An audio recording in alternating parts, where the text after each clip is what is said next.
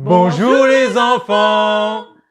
On est heureux de vous retrouver. C'est la rentrée. Eh oui, nous sommes vraiment très contents. J'espère que vous avez passé de bonnes vacances et surtout que vous êtes aussi prêts pour cette nouvelle rentrée, que l'école se passe bien, que vous avez trouvé tout ce qui se passe bien. On va débuter par un chant que vous connaissez tous pendant que on était en confinement et pendant l'été. B-O-N-J-O-U-R.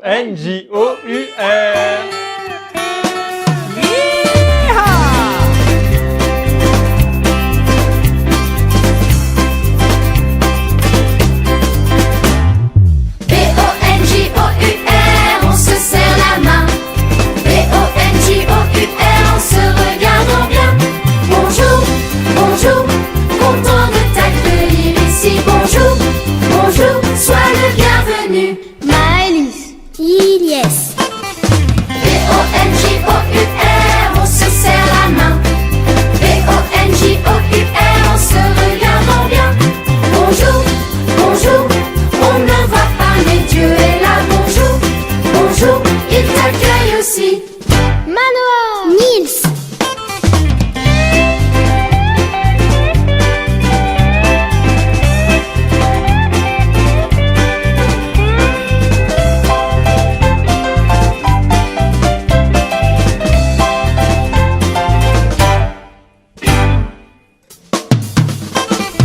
B-O-N-J-O-U-R, on se serre la main. B-O-N-J-O-U-R, on se regarde bien. Bonjour, bonjour, content de t'accueillir ici. Bonjour, bonjour, sois le bienvenu. Yeah! Aujourd'hui, nous allons voir l'intelligence. J'aimerais d'abord vous rappeler ce que c'est que l'intelligence par rapport à ce que Dieu nous dit. Tiens, est-ce que tu peux me passer ta Bible, s'il te plaît? Voilà, au tout début de la Bible, dans le livre de la Genèse, on voit comment Dieu a créé l'homme. C'est au chapitre 1 et au verset 26. Dieu dit, « Faisons les êtres humains, qu'ils soient comme une image de nous. » Une image vraiment ressemblante. Une image vraiment ressemblante. Mais une image, ça reste une image. Regardez, quand vous prenez des photos, quand on prend une photo, par exemple, si quelqu'un me prend d'ici, eh ben, il va voir qu'une photo, qu'une partie de moi. S'il me prend d'ici, ben, il ne verra pas ce côté-là. Vous ne me voyez pas dans mon dos. Et là, si vous me prenez le dos, vous ne voyez pas devant. C'est une image, c'est qu'une partie. Et c'est pareil pour Dieu. Dieu, nous ne sommes qu'une image de Dieu. Donc nous n'avons qu'une partie de son intelligence, qu'une partie de beaucoup de choses de lui. Et Dieu est infini. Et vous savez bien que l'intelligence, tout le monde n'a pas la même intelligence. Et c'est ce que je voudrais vous montrer dans ce chant. Mais ce qui est important, c'est ce que nous dit aussi le livre des Proverbes. C'est un livre qui est un peu au milieu de la Bible, qui nous dit, au chapitre 9 et au verset 10, « Reconnaître l'autorité du Seigneur, l'autorité de Dieu, c'est le commencement de la sagesse. » C'est une forme d'intelligence. C'est pour ça que je voudrais vous faire écouter ce chant, qui nous dit qu'il y a plusieurs formes d'intelligence. Toutes ces formes-là, je vous laisse les redécouvrir.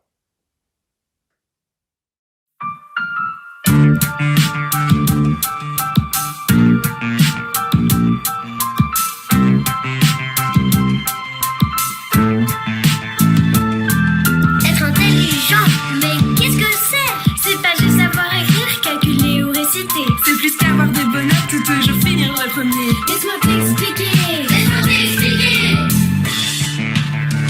L'intelligence, mais qu'est-ce que c'est? C'est pas seulement savoir, avoir une bonne mémoire. C'est aussi créer, aussi bricoler, savoir écouter, imaginer.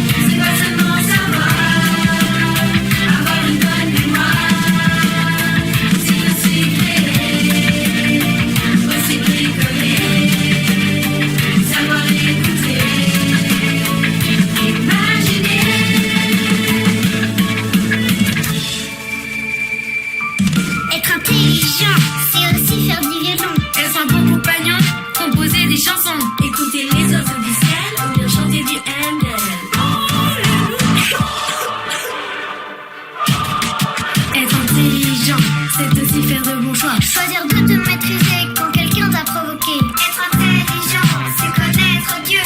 C'est connaître Dieu. L'intelligence, mais qu'est-ce que c'est? C'est faire de bons choix afin de plaire à Dieu. C'est manier l'âme qui rend malheureux. L'intelligence, c'est connaître Dieu.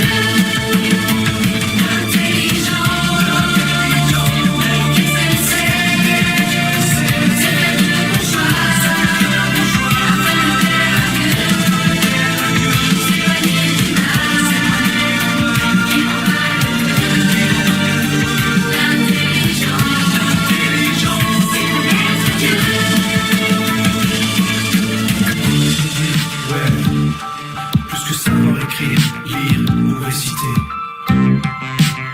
L'intelligence, c'est connaître Dieu.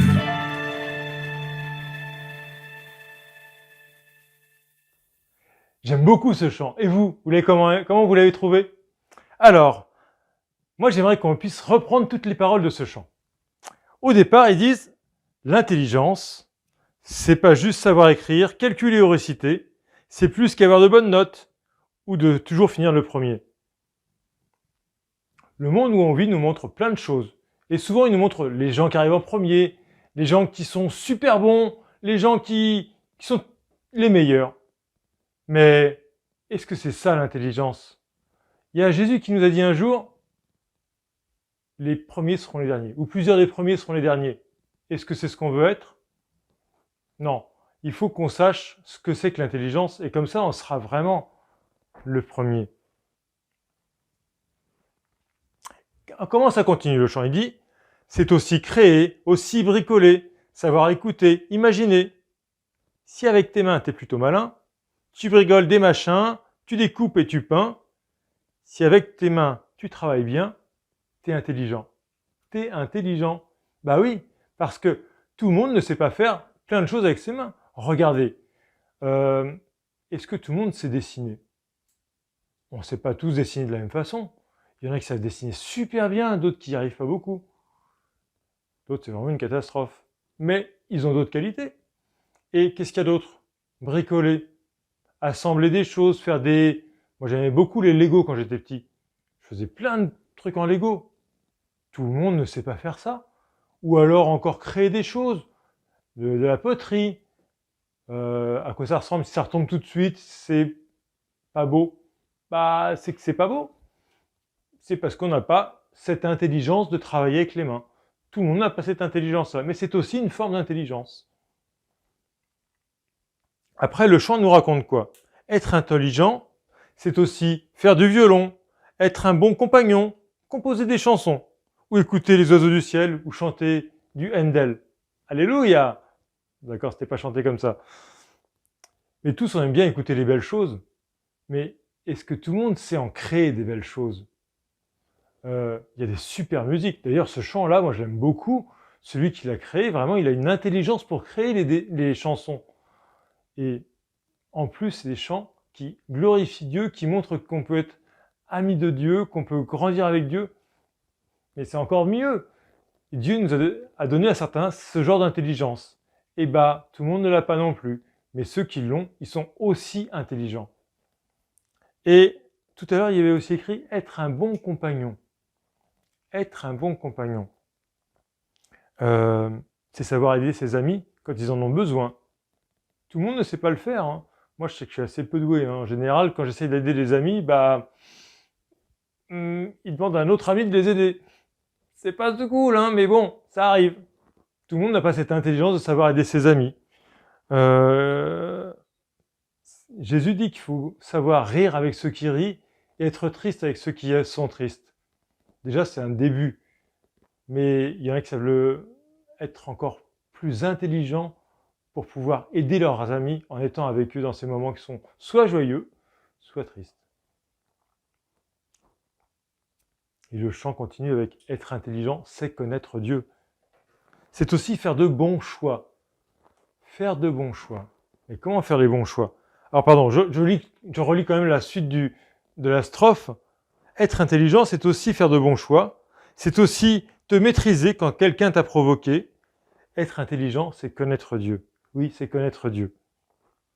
Alors, comment est-ce qu'on peut faire de bons choix? En écoutant ce que Dieu nous dit. Et pour l'écouter, comment est-ce qu'on peut faire? Oui, si vous n'avez pas dit qu'il faut lire la Bible, je crois que vous avez raison. J'en suis même sûr. On peut lire la Bible. Regardons un texte que j'aime beaucoup. C'est le texte, c'est un discours de Jésus. Alors, je dirais que c'est pas un petit discours, mais c'est un discours qui est vraiment très très connu. On l'appelle le discours sur la montagne, parce que Jésus, en montant sur une montagne, a vu la foule qui le suivait, il s'est dit, je vais les enseigner. Je vais leur apprendre ce que Dieu dit réellement. Les gens qui étaient autour de lui avaient compris qu'une partie de ce que Dieu disait dans sa parole. Vous savez, Moïse, il a écrit des choses, il a écrit les 10 commandements, il a écrit plein de choses comme ça. Et Jésus a voulu réexpliquer comment Dieu voulait que ce soit compris. Et c'est ce qu'on lit dans Matthieu, du chapitre 5 au chapitre 7. Il y a 3 chapitres pour ce discours-là.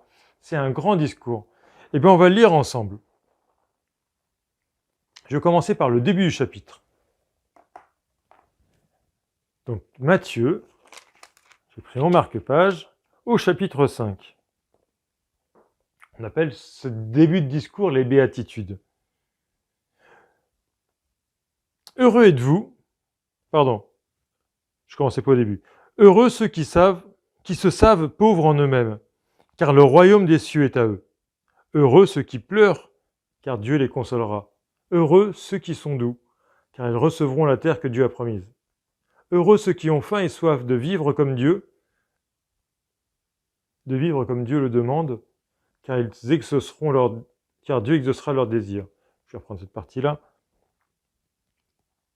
Heureux ceux qui se savent pauvres en eux-mêmes, car le royaume des cieux est à eux. Heureux ceux qui pleurent, car Dieu les consolera. Heureux ceux qui sont doux, car ils recevront la terre que Dieu a promise. Heureux ceux qui ont faim et soif de vivre comme Dieu le demande, car Dieu exaucera leurs désirs. Heureux ceux qui ont de la compassion pour autrui. La compassion, c'est aimer les autres, car Dieu aura de la compassion pour eux. Heureux ceux qui ont le cœur pur, car ils verront Dieu. Heureux ceux qui créent la paix autour d'eux, car Dieu les appellera ses fils. Et Jésus continue comme ça. Et son discours est, j'ai envie de dire, assez long. Mais peu importe, parce qu'un discours de Jésus, qu'est-ce que ça nous apprend? Quand on regarde un peu plus loin dans le discours, Jésus nous apprend la loi. Il nous explique qu'il n'est pas venu pour supprimer la loi de Moïse, mais pour l'accomplir. Il nous explique aussi que quand on veut... qu'est-ce qu'il y avait d'autre? L'amour pour ses ennemis. Jésus aime, et il nous aime alors que même des fois on fait des bêtises. Et on n'est quand même pas ses ennemis à ce point-là, mais il nous aimerait d'aimer encore plus, parce que lui-même, ceux qui lui en veulent, il les aime. Et il veut qu'on soit comme lui, qu'on aime comme lui, il a aimé. Et c'est pour ça qu'il nous dit, aimez vos ennemis. C'est dans ce discours qu'il a fait sur cette montagne. Il explique aussi qu'il faut donner à ceux qui n'ont pas. Il faut être généreux. Il explique aussi la prière. Vous connaissez la prière que beaucoup de gens récitent? Le mieux, c'est de la connaître et de comprendre ce que Jésus demande par cette prière. Je vais vous la relire dans cette version-là, qui est un petit peu différente de ce qu'on a l'habitude d'entendre. Notre Père qui est dans les cieux, que chacun reconnaisse que tu es le Dieu saint, que ton règne vienne, que chacun sur la terre fasse ta volonté, comme elle est faite dans le ciel. Donne-nous aujourd'hui le pain nécessaire. Pardonne-nous nos torts, comme nous pardonnons nous aussi à ceux qui nous ont fait du tort. Et ne nous expose pas à la tentation, mais délivre-nous du mauvais. Voilà. C'est aussi dans ce grand discours que Jésus a fait cette prière-là, qui aujourd'hui est ce qu'on appelle certains la prière universelle. Parce qu'elle nous rappelle les choses importantes. Aimer à ce que Dieu règne. Donc, si on demande à ce que Dieu règne, il faut aussi faire en sorte qu'il y arrive. Et nous aussi, régner, ça veut dire être le roi. Et être le roi, on obéit au roi. Et donc, si on reconnaît que Dieu est le roi, on va essayer de lui obéir. Voilà. Qu'est-ce qu'il y a d'autre? Il y a encore plein d'autres choses, mais il finit son discours par une chose très importante. Cette parabole des 2 maisons. Je vais peut-être vous prendre le temps de vous la lire. Ainsi, quiconque écoute ce que je viens de dire et le met en pratique sera comme un homme intelligent qui a bâti sa maison sur le roc. La pluie est tombée, les rivières sont débordées, la tempête s'est abattue sur cette maison, mais elle ne s'est pas écroulée, car les fondations avaient été posées sur le roc. Mais quiconque écoute ce que je viens de dire et ne le met pas en pratique sera comme un homme insensé, pas intelligent, qui a bâti sa maison sur le sable. La pluie est tombée et les rivières ont débordé.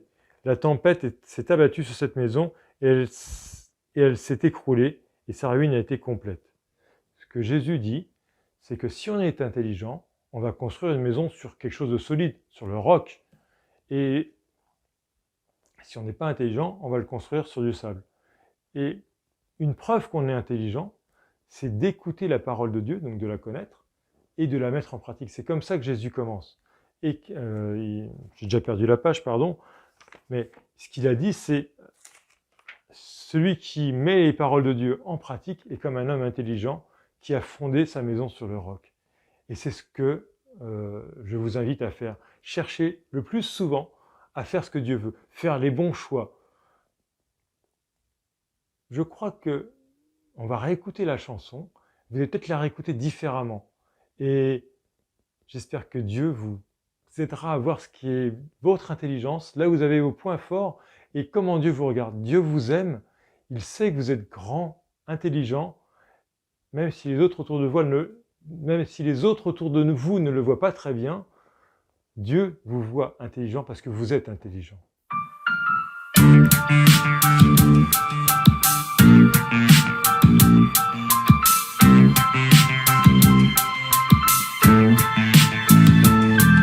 Être intelligent, mais qu'est-ce que c'est? C'est pas juste savoir écrire, calculer ou réciter. C'est plus qu'avoir de bonnes notes ou toujours finir le premier. Laisse-moi t'expliquer. Laisse-moi t'expliquer.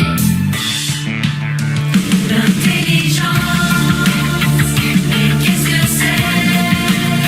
C'est pas seulement savoir, avoir une bonne mémoire. C'est aussi créer, aussi bricoler, savoir écouter, imaginer.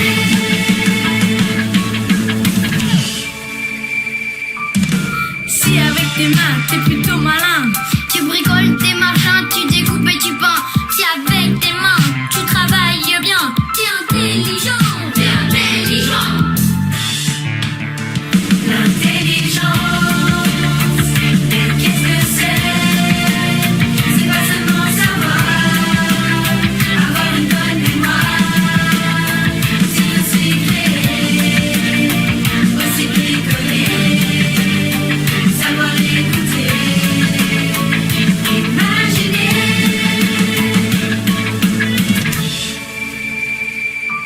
Être intelligent, c'est aussi faire du violon. Être un bon compagnon, composer des chansons, écouter les oiseaux du ciel ou bien chanter du Handel. Être intelligent, c'est aussi faire de bons choix. Choisir de te maîtriser quand quelqu'un t'a provoqué. Être intelligent, c'est connaître Dieu. C'est connaître Dieu. L'intelligence, mais qu'est-ce que c'est? C'est faire de bons choix afin de plaire à Dieu. C'est manier une âme qui rend malheureux. L'intelligence, c'est connaître Dieu.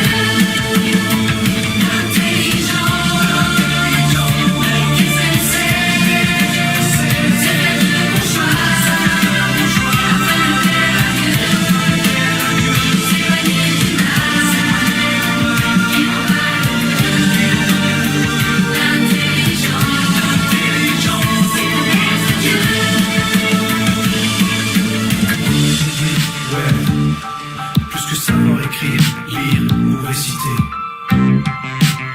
L'intelligence, c'est connaître Dieu.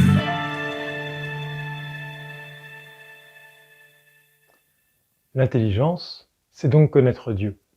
J'aime vraiment beaucoup ce chant. Ce que je vous propose, c'est de voir une forme d'intelligence. Vous avez la vôtre, mais là, on va regarder en accéléré Théa qui nous montre comment elle recopie des dessins.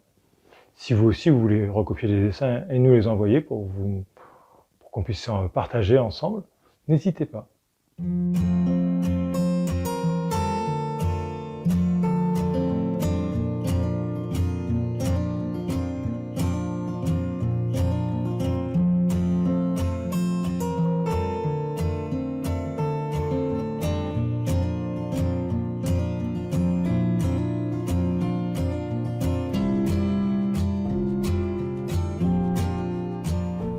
Et maintenant, nous allons écouter Florence qui a un message pour vous. Les enfants, il y avait un défi cet été. Bravo à ceux qui l'ont relevé. Je vous félicite et j'ai vraiment apprécié.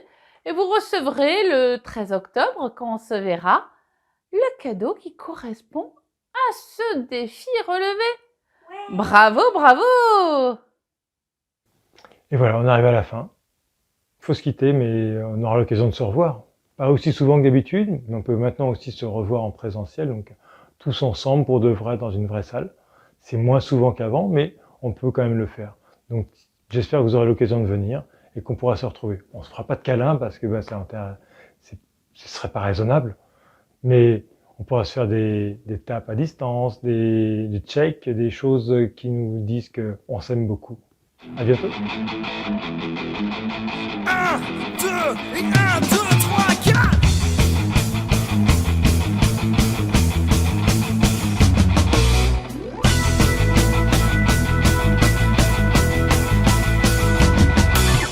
Au revoir et à la prochaine fois. Au revoir et à la prochaine fois. C'était un bon moment et je ne veux pas oublier, je ne veux pas oublier que Dieu est fort. Dieu a fait des petits colibris. au revoir et à la prochaine fois. Au revoir et à la prochaine fois.